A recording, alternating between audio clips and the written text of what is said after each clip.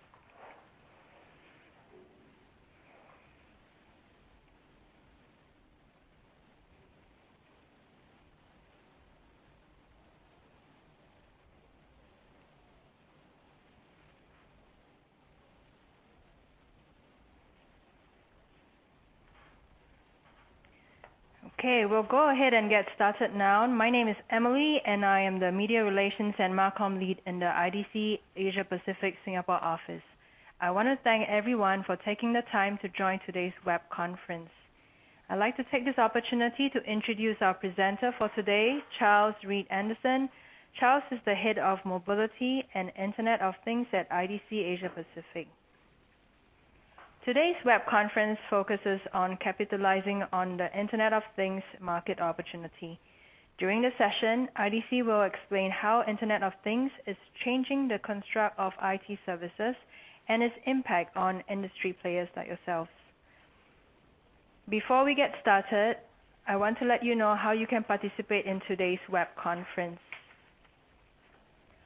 On your attendee interface, you will see a slides viewer window in the middle. This window will allow you to see what Charles is sharing on his screen.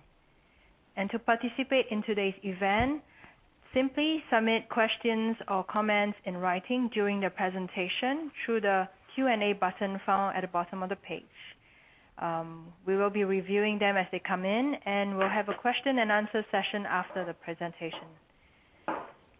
Today's web conference is being recorded, and everyone will receive an email with a link to view a recording of today's event. Finally, please complete the short evaluation survey online. It will provide important feedback to us.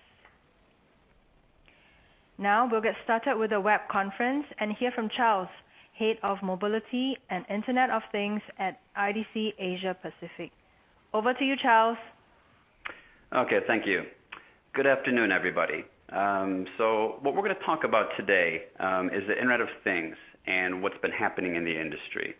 So it's one of these terms that has been getting a lot of press recently, and a lot of companies are coming out about new announcements and new forecasts.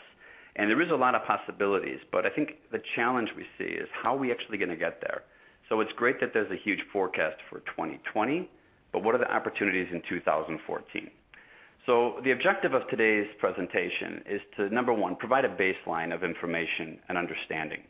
So we want to make sure that you're comfortable with understanding what's going to be happening in 2014, which will largely be more M2M solutions, and then how those will evolve into IoT solutions, and then into IoE. The second thing we're going to try and go through is to cover off some use cases, because I think it's important to understand not only what this means technically, but also how these solutions can actually change the ways we live and the ways we work. And finally, we'll also cover off the challenges and the opportunities that this is going to present for companies and for vendors alike. And what we're also going to look at is some of the new business models that we could see emerging in the near future. But to kick off, we are analysts, so we do like our numbers, so we'll start off by going through that. Our market forecast, and I'll explain these components a little bit more in detail. We're looking at about 11.3 billion IoT units installed in 2014. And what we mean by an IoT unit is there's two components to this. One is what we define as industrial IoT. So that could be anything around machine to machine, could be around a smart building, a connected vehicle. It could also be connecting and tagging a piece of livestock. There's another area and component to this that we include as well, which we define as non-personal IoT. So this could be things like connecting a pet and putting a tag on your dog so if he runs away you can find him. Or it could be doing about a smart home solution. In this forecast, we do not include personal consumer IoT devices. So that is consumer wearables and devices such as gaming devices, smartphones that are going to be used as servers or cameras. But we do cover that in the upcoming slides. But on this, like I said, we have 11.3 billion devices worldwide installed in 2014, and about 3.6 billion of that is in Asia Pacific. Now, when you look out to 2020, it's going to be up to 10.1 billion in Asia Pacific and 28 billion worldwide, which is quite a significant growth rate. The chart on the right breaks it down a little bit further within Asia Pacific itself. So we define it in 3 different key regions. The dark blue section is Asia Pacific excluding Japan, and that's the region that we cover. So that's going to grow from 2.89 up to 8.8 roughly. The blue section, the lighter blue section, is going to be Japan, which will go from 169 to 377. And finally, the very light blue section is what we define as rest of Asia Pacific. And these would include countries like Sri Lanka and Bangladesh, which are not going to provide too much of a contribution to this in the near future. When we move on to the next slide, we've actually added in the consumer wearable IoT.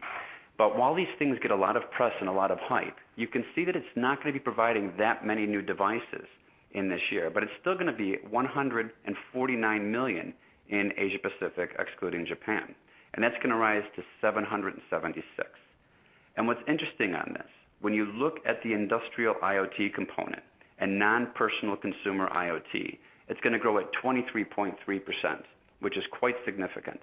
But when you look at the personal consumer IoT, we forecast this to grow at 32.9%, which is good, but I'm optimistic that it could actually go higher than that. And this is going to have a real impact not only on the consumer market and enterprise market in Asia Pacific, but also on the vendor community, because this won't just be those name brands that you've seen in the market already. What it's going to be driven by is a lot of the OEMs coming out of China and Taiwan making these new devices and then leveraging them in the new solutions. The next slide, I'm not going to go into detail, but at some point in our presentation, somebody always wants to know, how do you actually break down these very large forecasts? And yes, there actually is a method to the madness.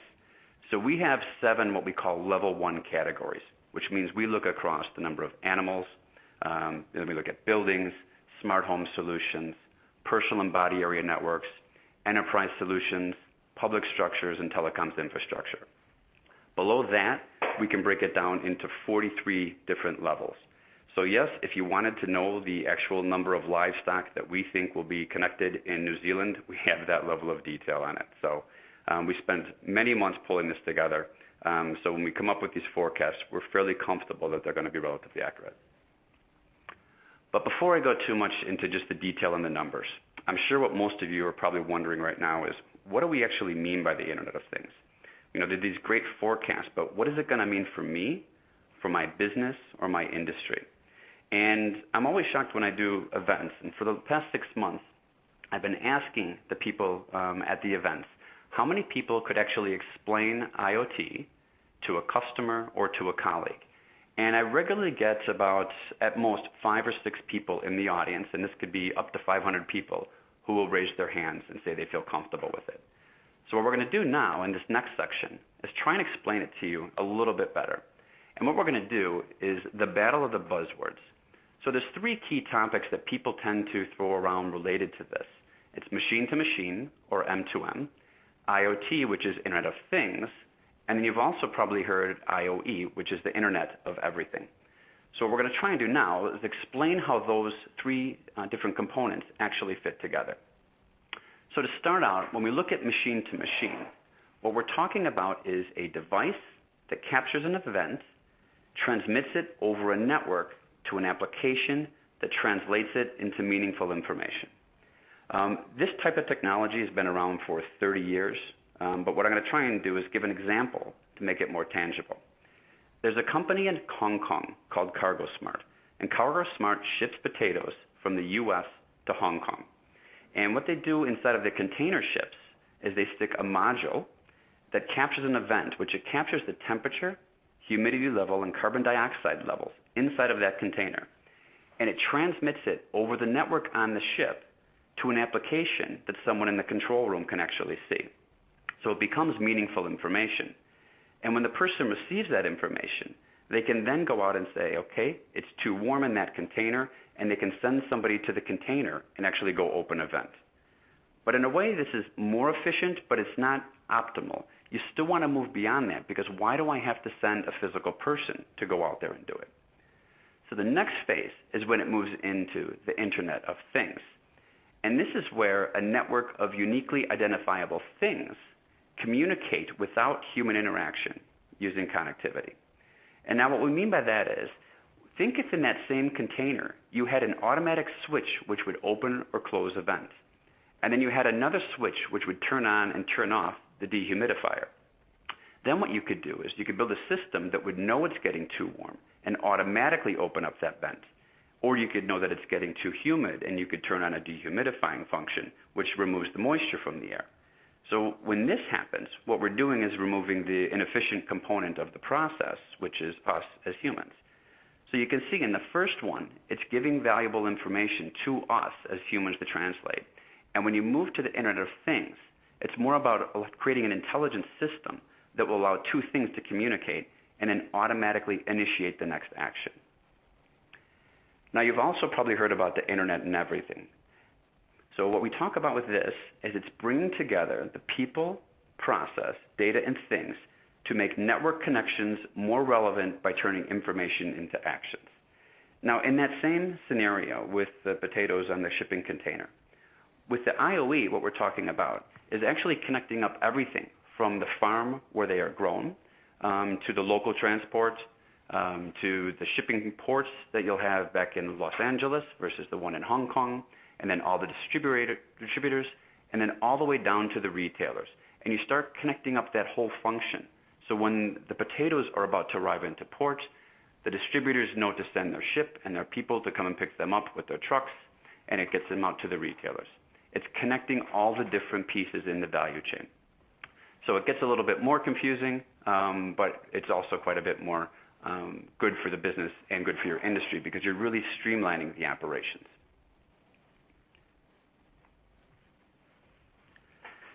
So when we talk about this Internet of Things, it's important to realize that there is an ecosystem which has existed for a long time. It's just adapting itself to meet the new challenges of these solutions. And what we've always had are these modules or devices that connect over a network through a platform to an application. So this was the machine-to-machine connection we used to have before with M2M. But what's happening now is we're capturing more and more information transmitting backwards and forwards from the modules all the way to the applications. And while we're capturing it, we're not doing as much of the analytics on this yet. And what we want to do with the analytics component is to actually help initiate those next actions or to leverage the information to drive new mobile commerce or mobile advertising opportunities. But with all this new information, of course, it has to be secured. And trying to pull together all these things isn't that easy. So there has to be professional services wrapping it around it. When you have this type of a solution, you see it's very similar to the ICT ecosystem. It's just expanding out into these new areas and into a new type of solution. Once you get these to work together, you can deliver consumer solutions, government, and for the enterprise. And I'll go into these in a little bit more detail in a minute. But I want to show you why we've created this ecosystem. And it's because this is how we actually do our revenue forecast for the Internet of Things. So in 2014, in Asia Pacific, excluding Japan, we forecast that IoT will generate USD $616 billion in market opportunity. And you can see in there, a large chunk of that is going to be on those modules and devices, and a lot of it on connectivity as well. And one of the really growing areas right now is the applications, which is already going to be worth $100 billion. And of course, you're going to see a large amount in professional services because that involves bringing together these multiple products and services from different vendors and creating a single solution. So there is a big market opportunity today, and a lot of that, while we'll call it IoT, are going to be solutions that are laying the groundwork for real IoT. They're going to be machine to machine. When we look out at 2020, we forecast this to grow to be USD $2.43 trillion. And now is where you can see some significant growth. Modules is worth over $500 billion. Professional services is $600 billion. You can see even things like security are now starting to come up and generate significant forecasts. So it is quite exciting because while this is still looking out into the future, there is a big market opportunity there. And some people are probably thinking, well, that's just too big, it can't be that much.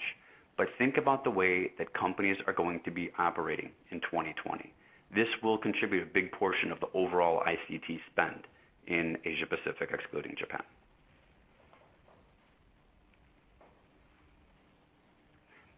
So now what we're going to look at is some of the areas where these solutions are going to impact us.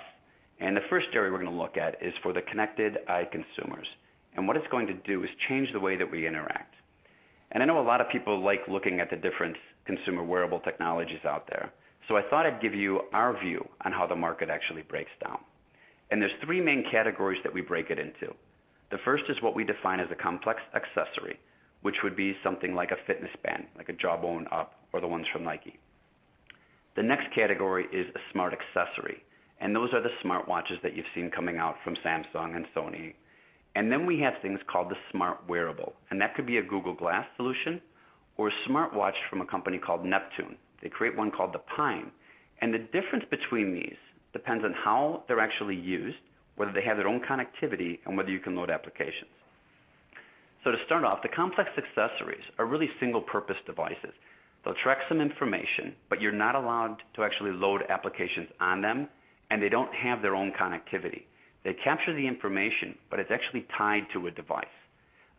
So that allows them to capture the information, but it does create a limited functionality of these devices. What's been happening with the recent generations of these devices are they are capturing more and more information, and that's vital to success going forward because you want to capture more physical information, whether it's about heart rate, blood pressure, other vital statistics, or location information, because it becomes more valuable not only to the consumer, but then you can also use these types of devices to go into the enterprise. And if you think about it, there's ways you could use it in healthcare for tracking someone's vital statistics. Or if you have a worker who happens to work in some risky areas or dangerous areas, they could use this for lone worker protection. Or in some companies in China, they're actually using similar types of bands for their production line workers. So you know when the people are actually on the line and when they are working. So what's interesting is it's the consumer side will drive it initially, but the huge opportunity is actually getting these into the enterprise. Now the next level down is the smart accessories. And these are still, they don't have their own connection to the internet. So they need to be tied to a device, but you can actually launch applications on it. So the key to actually driving this one is building up an ISV community or a platform where people are developing applications to enable these solutions and make them more valuable to us as consumers. Now in the smart wearable ones, this is still the smallest portion of the market, but they have their own internet connectivity, and that's the differentiator. And you can load applications on them. So they're standalone devices. And these will take off eventually, but it's still very early days for them, partially because of the price points. Even the low-end ones are still going to be over $500, and Google Glass is going to be coming in somewhere around $1,500. So there's still a lot of room for growth in this.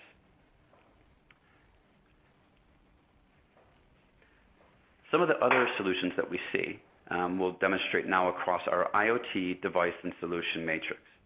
Now what we do on these matrices, and I'll show you a few of these, down the left-hand side is the types of devices or solutions or devices that you can leverage. Across the top are potential solutions of what you can actually do with those devices.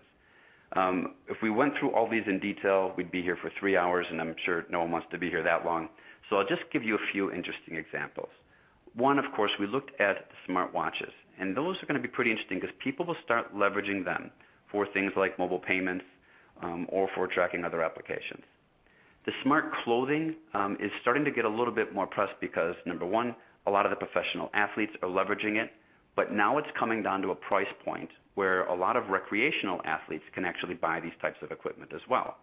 I was recently at Computex, and there was plenty of vendors there creating cycling kits or running gear that has all of these modules and sensors built into it, and it's not targeted at professionals anymore. They're going after that consumer market because they want to track how you're actually performing, and then they can help recommend how to actually improve your performance. In the bottom center is just an example of how augmented reality will come into play when you use something like a Google Glass solution. But the bottom right is the one I really wanted to point out.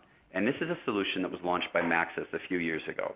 And the reason I think it's important is it's not all about the futuristic solutions. Maxis launched a clicker-type technology, and it's called Kitty Track. And all it does is you give it to your child, you can stick it into their backpack, and you can track where they go.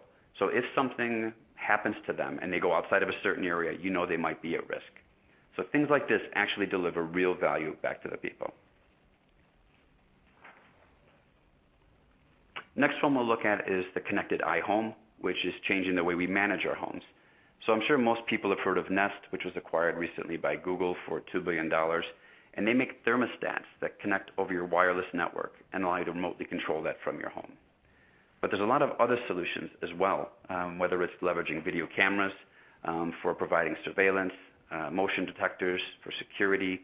You've all heard about the smart refrigerators and appliances, smart meters for the electricity market. The waste container one is actually quite interesting because this has made its way into some city councils in the U.S. already. They can actually measure the amount of refuse in a container, and therefore they only arrange for pickup once it reaches a certain point. That allows them to save money on drivers, on petrol, and as well as streamlining their operations and logistics. And then, of course, in the household sensors, there's many different things from thermostats to water sensors, door and window magnetic sensors, so you know if someone's broken in. And there's a lot of ways that this market is really starting to take off now and become a lot more competitive. For the past year, AT&T has launched its Digital Life service, and that has things like video surveillance, motion detectors, as well as water sensors and thermostat controls from your device. What I like about this for the service providers, it's a good additional revenue stream for them. So they can actually start driving some new revenues out of it, and it's all as a service, so it's a good continual revenue stream, a recurring one. In the bottom left, you'll see the platform that's being used by Samsung, who just launched their smart home solution in the US and Korea. And that allows you to connect to all your different appliances. And the one up in the upper left is from Rogers in Canada. And they've actually created an independent unit that you can leave into your kitchen or somewhere else in the house that will allow you to cover off the different types of solutions in there. It's important to see these evolve, though, because you can't just go out and say you can get video surveillance. There's ways you can leverage that to make it into a solution that delivers value to the consumer. So what we see in Korea is they've leveraged the video surveillance technology to provide an additional level of elderly care management. So as the children see their parents getting older, they can implement these solutions and make sure that their parents are doing okay during the day and they're still getting around.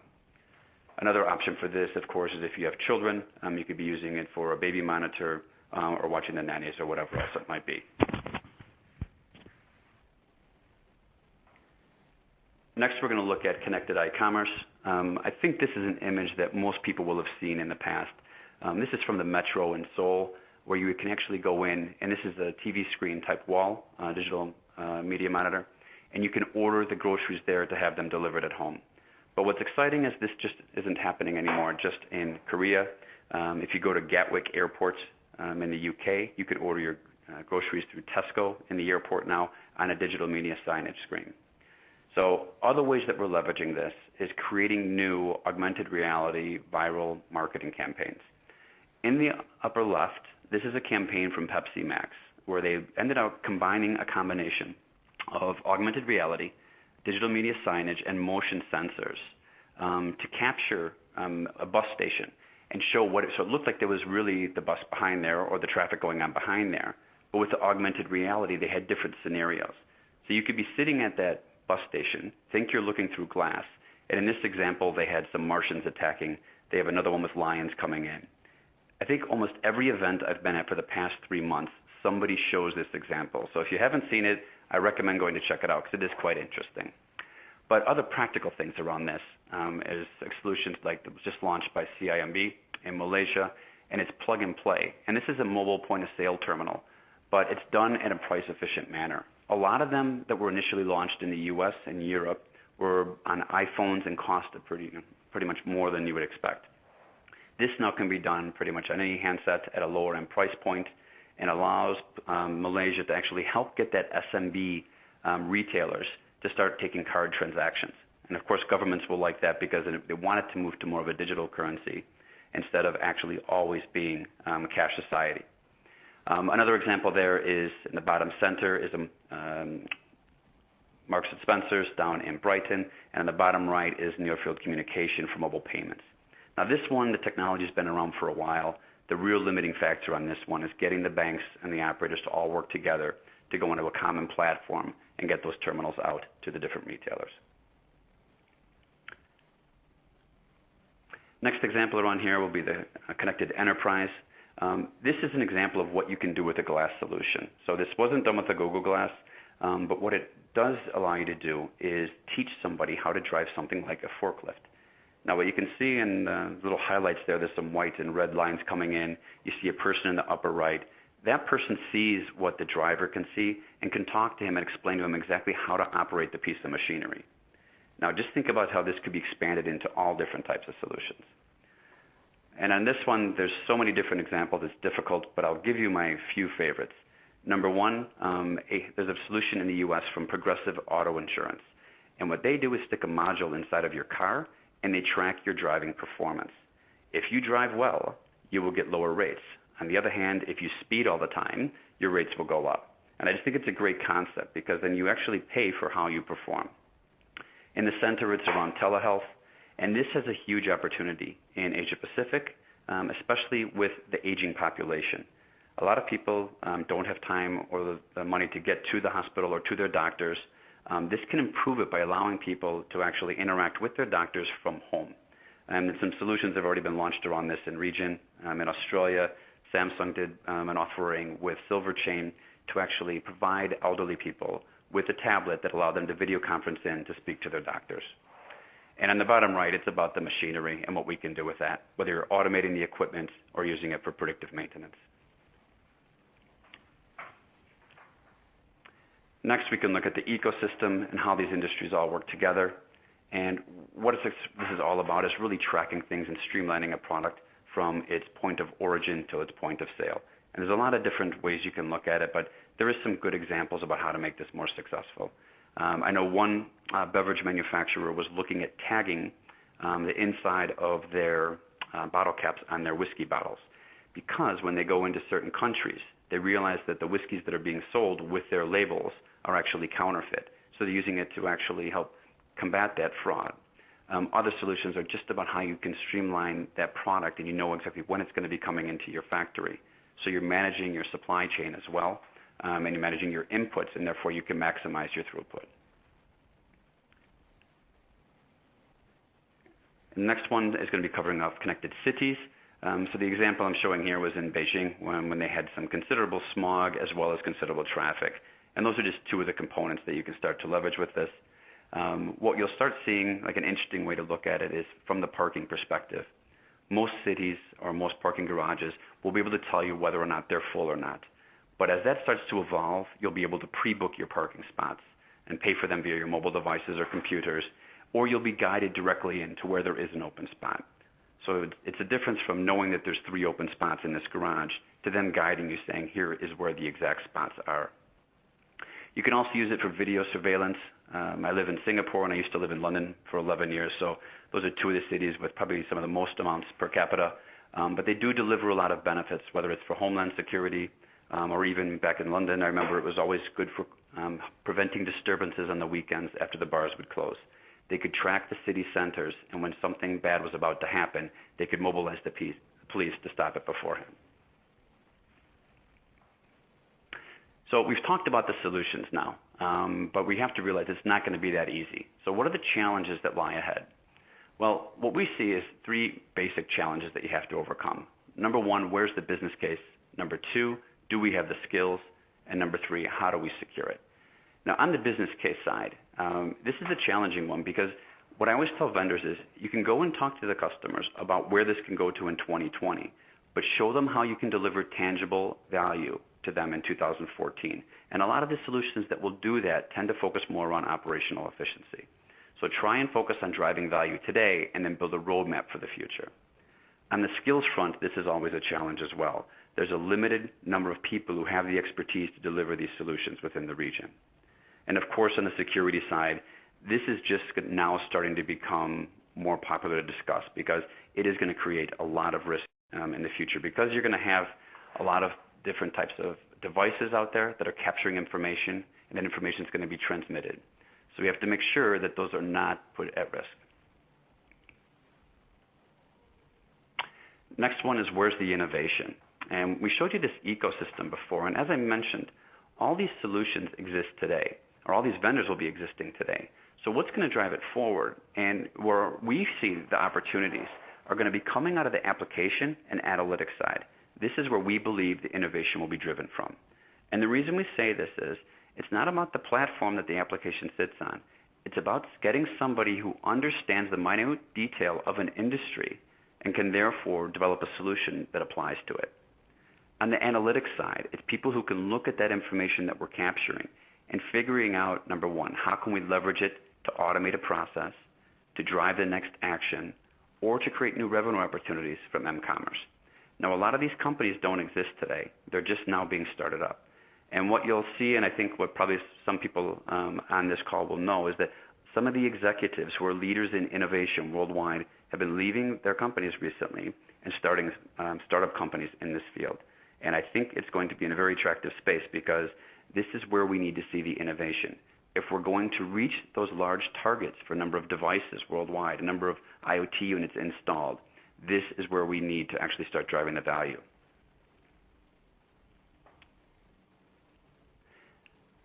The third challenge is there's a lack of an ecosystem hub.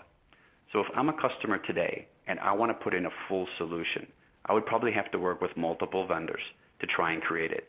So what we're looking to see is how these vendors are starting to partner together and create a full service opportunity, our full services offering, and be able to take that out with a single point of contact going into the customer. You'll see the systems integrators and the service providers being the ones that are leading on this initially, but that doesn't mean everybody else shouldn't be looking at it as well. If you have a component or a couple components of this ecosystem, you need to go out and find the partnerships that will help drive it beyond just those. And the fourth one is about fragmentation and lack of standards. The different types of connectivity protocols can be complicated because there's different requirements. If I'm going to be putting in a smart meter to transmit the electricity information back and forth, I'm probably going to be doing it on GSM or GPRS because it transmits low amount of data and therefore I want something with low power consumption. However, if I'm going to be doing video surveillance, I want to be doing that in an LTE network so I can guarantee the quality and speed on it. But that's just a couple of the many different solutions that are out there. And on the platform side as well, there's so many and more coming out every week. I've actually gotten to the point where I'm quitting updating the slide for a month because I think in the past week I would have at least 6 new platforms I would need to add in here from the likes of Apple and Salesforce. But people always want to know which one is going to win. And I don't believe there will be a winner in this space. I think the winner will actually be, well, how the industry will win, is that we'll develop a technology that will actually make sure these different platforms can talk to each other. We're too far down this path of fragmentation to go to a single winner out of all these different vendors. So what are the near-term opportunities? Where do we see the market going, and what should you be looking at in 2014? Well, to start off, I love looking at the consumer wearable markets and how you can enable the technologies. And what it's about is leveraging innovative technologies to create solutions. So here's an example of a few technologies that are coming out recently. Interaxon measures your brain waves. You've got a smart band and a smartwatch, and then Mio measures your muscles and can actually control a gaming device or a piece of machinery. But they're technologies until somebody enables them. And the example I'll give you on this is Intelligent M. So Intelligent M uses a very basic band technology, there's an RFID tag on the back, to make sure that doctors and nurses wash their hands before they see a new patient. Now this might sound very simple, but the business case behind it is very sound. In the US, 100,000 people die every year from infections in hospital, and there's only a 70% compliance rating of doctors and nurses properly sterilizing their hands after seeing one patient and before seeing the next. So this is what I mean about enabling that technology. They've taken a band and they've made it into a solution that delivers value. The next opportunity is going to be the accessory ecosystem. And we see this as a big opportunity for people like the service providers and also the device manufacturers, because a lot of the applications that we need to drive this are not available. So what we're looking to create is application hubs and R&D communities that will extend the usability of these different types of devices. In addition, we should be looking at the analytics on it. So bring in developers and analytics specialists who can look at the data that you're capturing and figure out what they think that should be done with it. And the final one is bring in people who understand the industries so they can actually create the solutions. Because the problem with just enabling these technologies, you need to have a deep vertical understanding of the solution before you can do that. So when you look at Intelligent M with the healthcare scenario, they knew about those statistics that doctors and nurses aren't properly sterilizing their hand and that there's a high risk of death. And let's face it, in the U.S., lawyers tend to like to sue, so that creates a ripe environment for lawsuits. So by doing this, they knew they could create a solution that would deliver value and have a rock-solid business case. And the third near-term opportunity is about exploring the value chain. And I'll cover this off a little bit more later, but just to give you an idea, if I'm a supermarket, my business has evolved to where I want to go out and be able to deliver my groceries to you so I can provide home delivery. But now you have to start thinking about it. We have smart appliances that know when you're out of milk. But if I'm a consumer, just because my refrigerator knows I'm out of milk is of very little value to me.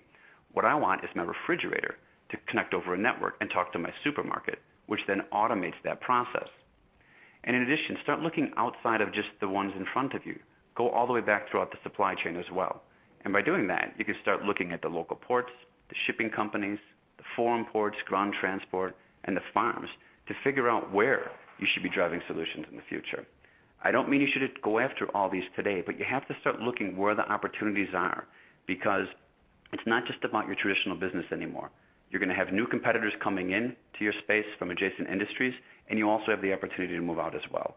So you need to start thinking about how this is going to evolve and what role you want to play in the future.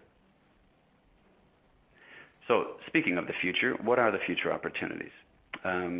As I mentioned, I do like talking about the consumer wearables and the bands and how that market could evolve. And what's happened in the early days is people have been making them and buying them largely based on the brand or the specific functionality. But what I look for in the future is how this starts getting into become more enterprise solutions. And this means it might not be driven by the major brands. This could be driven by the OEMs out of China and Taiwan. And the first example is, why would you buy a band, or why wouldn't you get a band from your sports retailer? So they sell equipment and clothing, and they want to know more about what activities you're doing. So if they know that you run and you cycle and you're having problems with your performance levels, they can make recommendations to you for products. So it improves their mobile advertising capabilities based on that, and they can hopefully generate more money off of you. Another option would be sports nutrition companies like GNC, who sell vitamins and supplements. If they can tell that my performance isn't improving when I go cycling, they can make a recommendation of some vitamins or supplements that might improve that. The one example that I think will probably be coming sooner rather than later is mobile advertisers who will just create a cool band from an OEM and give it away for free, because they'll know it in that target market that if they can capture that information, they can go out and sell it to a third party. And they could go to those people and say, listen, I'll give you this band, but then I own the data that comes off the back of it. But then there's a lot more solutions that will actually benefit society. Number one, in hospitals, you can leverage these devices for remote patient diagnostics. So already they can capture your heart rate, blood oxygen levels, blood pressure. So there's a lot of things they're going to be doing in the future that will provide more information. So you can help monitor patients. So if somebody has had a heart attack, you can actually monitor them afterwards to see how their heart is reacting at different times of the day. Another exciting area is with the pharmaceutical firms. So the pharmaceutical trials process ends up having to either bring the patients in to monitor them or have them come in regularly so they can measure their vital statistics. Wouldn't it be of more value if you could stick a device on that patient and then capture everything from exactly when they take the pill and what their reactions to their vital signs are in the immediate minutes and hours afterward? or if you have somebody who's suffering from high blood pressure, you can measure the impact of the dosage of the drugs that you're giving them or prescribing to them. And the final one on this, we talked about the usage-based insurance for cars. Why couldn't we create usage-based insurance for humans as well, for your medical coverage? If you can prove that you're an active individual, that you're regularly exercising, that you're getting enough sleep, your health rates or medical insurance rates should actually go down. Another model that we'll look at is, what about the Google Glass or glass manufacturers in general, and how will that evolve? So what's going to happen initially is the solutions that sit on top of it aren't going to be the companies that actually are going to go and front it to the consumers. So that means that they're going to need to work with a service provider to get it out to the consumers. But what's the challenge is, and where the opportunity is, how do you get glass solutions into the enterprise? And one way to do it would be working with an ISV. And if you think about this, some of these augmented reality companies would be very well set to partner or produce their own sets of glasses and bring those into the enterprise. Another example could be a systems integrator because of the complexity. But the odd one that I'm pretty sure will be happening sooner rather than later is you'll see equipment manufacturers start to move into the glass solution market. And what I mean by that is, if you remember the slide a while back where I showed you the person teaching somebody how to use a forklift. Now imagine that anybody who's got a large piece of machinery or a large piece of equipment that has to train people on it and has to do field services and maintenance, repair, and overhaul, they could leverage glass solutions to provide remote assistance. So you have a control center then of your engineers instead of flying them around the world or putting them on site. So, I mean, you could see this in mining equipment. I'm pretty sure Caterpillar would be looking at this at some point in the near future, but why not a Boeing or an Airbus or Rolls-Royce who makes the engines? It would just save money, and there would be a good business case in the back. The next one I'll cover off will be the Smart Home Hub. So I've talked a little bit about the smart home solutions earlier, where you're getting operators who are bundling together a number of different solutions and then taking them to market as their smart home solution. But the problem is there's a number of different platforms for smart homes. So what I'd like to see is them go out to maybe the smart appliance manufacturers. And this could be a new revenue stream for them because they can add a new service. So they can connect up all of their different appliances on there as well. The appliance manufacturer would be interested because, well, it's going to help sell more of their appliances. And then since you know that they're going to have refrigerators that need to connect, why couldn't a service provider provide a supermarket as a service offering? The supermarket would be happy because it taps into a new market and new customer base as well. And the service provider benefits because it provides stickiness to their offering. And then if they're doing all of that, why couldn't they go out and apply or sell a retail appliance as well? Because that smart fridge, when it gets delivered to the house, the first thing that has to happen is it must get connected into the network. And that network then gets connected into the smart home solution. So why not just provide it there? And you can also see service providers going into home insurance. If they can provide all these services about smart lighting, security, and sensors, you know it's a secure household, so you can offer them a preferential rate as long as they subscribe to your services. Now, this is a future-looking scenario where we say this is what you could potentially do to drive new revenue streams. But it's important for the service providers because they need these new revenue streams. And these are market adjacencies that they can go into. And to be honest, a good portion of this is already being delivered by companies like AT&T in the U.S. But the downside is there's alternative models for this as well. So if you look at this one, same type of a scenario where you're bundling together the different types of modules and sensors, but then you're going through somebody like Amazon to take those out to the consumers. And if you haven't checked out Amazon's page for this, they've got some great products and solutions. But what Amazon also has is they've just launched Amazon Fresh, which is the fresh delivery of groceries, and they have their own trucks, and they'll deliver same day free of charge. So now they've just sort of made this supermarket component of it, they've taken that over. But in addition, they launched the Amazon Dash. Now, if you don't know what the Amazon Dash is, it's a small device that you can keep in your house, and it's got a barcode reader on it. So if you finish a can of soup or a bottle of water, you can scan the barcode and it automatically goes into your shopping cart. But then again, not everything has a barcode. So this also has a microphone. So you can say 6 tomatoes, and it'll actually put that into your shopping cart as well. So what they've done is they've wiped out the role of the service provider here and the grocery store. But that's not just it. I'm not sure if anyone's had the chance to see the news from the announcement yesterday, But I did have time to update the slide today to talk about the new Fire phone. Now, this is launched by Amazon as their first smartphone. And regardless of the phone functionalities, it has a button on the side, which is called Firefly. And that will turn the phone on immediately, whether the phone's in sleep mode. And what it'll do is capture a barcode and put it automatically into Amazon and show you what the price is. So think about this. If I'm at any store and I'm thinking about buying something, I can now scan it right there with my phone. It'll automatically tell me what the price is on Amazon. If I like it, I click the button right there.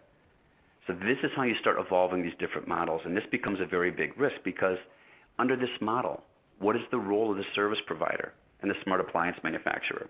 So this is a real challenge for them. So we've covered off most of the areas. I've gone through the opportunities as well as the challenges. Hopefully you have a better understanding of the industry and what we mean by this. What I'm going to cover off now is our essential guidance. So to start off with, whether you're a customer or a vendor, to be successful in this space, you're going to have to build up skills and capabilities. Another thing you need to focus on is building out a partner ecosystem. Now this is applicable if you're a vendor, but if you're actually a customer, what you need to start doing is looking to see who has the right partner ecosystem. So go and shop around and see who has the best story for the types of solutions that might impact your business. Another thing you should start doing is looking at adjacent industries to identify opportunities and potential threats. Think about the example I just gave on the smart home. Granted, the Amazon scenario is probably not going to take over Asia anytime soon at all, but that doesn't mean it couldn't come in from somebody like WeChat out of China or Line. These different types of vendors have different solutions that could easily come in there and start cannibalizing revenues that could be open for the service providers. Develop flexible solution roadmaps. Now on this, it's important to be flexible because we don't know the standards or the protocols that are going to be driving the market in a couple of years. And let's face it, there's going to be so much movement with people coming in and competing that we need flexibility in these roadmaps going forward. Next one is about driving operational efficiencies. So if you're a customer, make sure that you're looking at solutions today that will deliver tangible value. It's going to be very difficult for you to get financial approval for something that's only going to deliver value in 2020. So focus on those operational efficiencies. For the vendor community as well, work with your customers, build out the roadmaps, but try and drive the value today. It's much easier to get the business case sign off. And finally, get involved now. There's a number of industry forums, standard bodies that are available you can go and talk to find out what the trends are and what is emerging. I always say talk to your frenemies. So these are your competitors. Sometimes industries need to work together, even though they normally don't like to and they'd rather just compete. But you might need to work together to protect your industry from people coming in from adjacencies. And then finally on this one, go over to the end users and find out how are they using different types of devices and technology. What types of job processes do they perform? And how can you enable some innovative technology to improve that process? So on that, we're going to now move over to Q&A, but before I do, I just want to mention one thing. If you want more information about how IoT is going to change everything, we created 3 infographics, which are day-in-the-life scenarios. One is about day in the life of a mining engineer in Western Australia. One is about the day in the life of a doctor in Singapore. And one is about the day in the life of a COO in China. And the idea is to give you an idea about how these different things, from consumer technologies to the smart home, to smart shopping, to smart business and industry, will actually change our lives. So under each of these, we give 30 or 40 different scenarios of how we can interact throughout the day. And the other thing I want to call out is that we do have a number of events coming up in the autumn, starting in November. So in Auckland, Sydney, and Wellington, and then Hong Kong, KL, and Singapore. This might be expanded, but if you do have any questions or are interested in these events, please contact your IDC representative. Okay, thank you. Okay. Emily, I'll pass it back to you for a sec. Yeah. Okay, Charles. Thank you so much for the insightful presentation. Next, we will enter into question and answer session. What has been your experience with the Internet of Things? Please submit questions or comments in writing, and Charles will respond to them. Back to you, Charles. Okay. So this is a quick turnaround. I've got about 19 questions in the inbox, so I'm going to look for an easy one to start off with. Somebody asked that on slide 37, we talked about building skills and capabilities. What skills can we build and what technology areas? So On that one, I'll cover off the skills component. There is technical skills that are required, but what's really missing is some of the strategy skills and the people who have that deep vertical understanding to look at the existing business process and then look at the technology from the outside and figure out how they can implement that to drive a new solution. So that's one where I think, it's that strategy side of it, but then you need people who understand change management and operations. Because as we implement these technologies, you'll see a lot of people starting to, and operations having to really reform themselves because your business process will change. You might need less people, you might need more, but there might be issues around health and security or health and safety. So you need to actually work with these different areas across the business. It's not just one area. And then finally, what I would say is bring in the lines of business, do a brainstorming session and get them involved in this. And a lot of them won't want to look at the technology, but if they see the technology and they see how it can actually, improve the business process, they might be more interested in looking at it. Okay, look for another question here. I'll answer this one because it's very easy. Would you wear a Google Glass? The answer is no, I have no intention of wearing one. However, I am fascinated by the glass solutions and how they can be leveraging augmented reality for the enterprise. But and plus, it's not because I'm worried about getting beaten up like some of the people are right now in San Francisco either. So,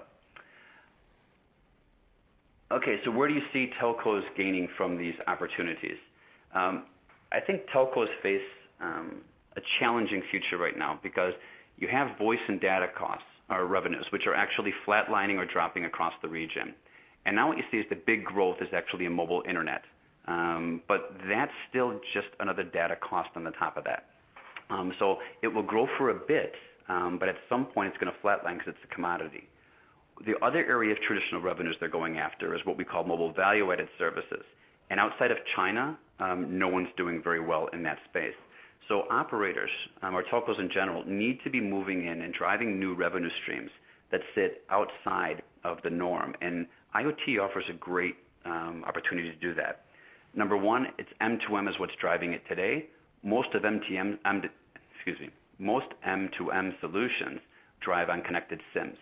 So you already have the network, you have the connectivity. Most of you will have partners with module manufacturers, and most of them will already have a platform in place. So it's easy to get a good, strong foothold in this market and then start growing out your applications capabilities through partnerships on top of that. So I think there's a very good opportunity for them in that space. Okay, next question would be, which countries are driving the most innovation for IoT? That's a tough one. So I like looking at the Chinese market for that, for one reason, because they'll be driving a lot of solutions. So I find that quite exciting. I think they're looking at 300 million smart meters deployed by 2015. But the sheer scale of that country and how aggressive they've been with technology, I find that's one interesting country. The other one that I like to track is what's going on in Taiwan. Because Taiwan, number one, has a very strong manufacturing sector. So there's great opportunities. What it also has is a lot of very good OEMs, semicon providers, and software companies that are going to be the companies that IoT is built on coming out of Taiwan. So I think it's interesting to watch the trends up there, and that's why I really enjoyed going out to Computex, because you get to see a lot of these things firsthand, and that the technologies are actually real. They're not as futuristic as it looks. Okay, the next question is, which countries and industries are driving growth in 2014? This is another one. It's difficult because different industries will be driving different countries. So if you look somewhere like China or in Australia, a lot of their solutions are going to be driven off of natural resources or off of utilities. Whereas if you go somewhere more like Korea, and a lot of it's more on the comms side, Taiwan is going to be comms and media, as well as on the consumer side as well. So it really depends. Market size-wise, China is definitely the largest. India also has very high potential because of the sheer volume of consumers that are there. But I think a lot of it will be driven still within the more mature markets of Australia and Korea, because they do have strong ICT infrastructures there, and they leverage technology to improve business process. Okay, give me 1 second. Okay, so next one. what are the opportunities for Malaysia and other ASEAN countries? One thing, I think that I included the CIMB example, which is mobile point of sale solution. I like that because in the ASEAN countries, it's about bringing that SMB, small mom and pop shops into the real economy and keeping it away from cash and getting it actually in digital type currency. So that I find exciting. The other opportunity I like for a lot of the developing countries is telehealth opportunities. So the idea is that you don't always have the opportunity to get a very good doctor out in every rural region, but you can leverage technology and video to actually show that. So you don't have to have a doctor on site in a rural region. They can go into a clinic, talk to a doctor via video and a specialist, and actually get the expert advice that they need. It'll help save lives and deliver value. So I think that's one way we can really leverage IoT type solutions to improve healthcare.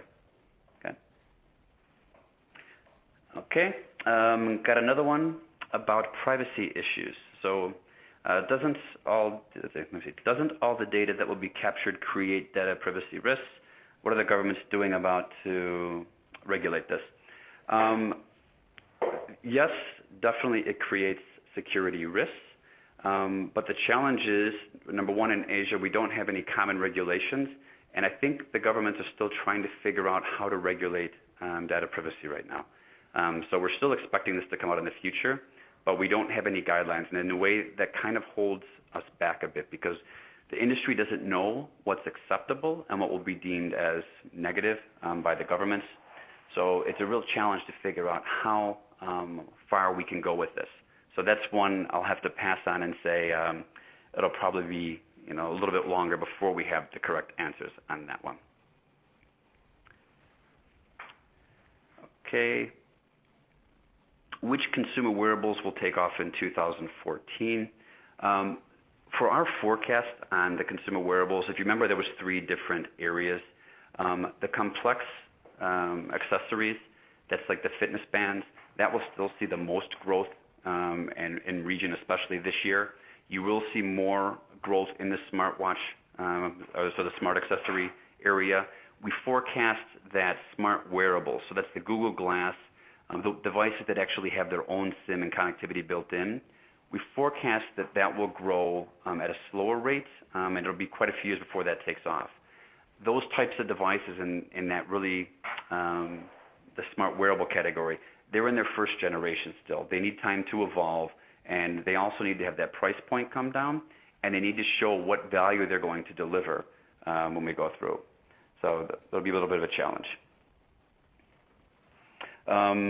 Are these IoT and IoE, especially the wearable devices, increase the risk of radiation exposure? You'd have to ask an engineer. I have absolutely no idea. But on that one, I'm pretty sure they'd be pretty careful about that. Okay. We actually have about 40 questions in here right now, so I won't have time to go through all of these different things. So,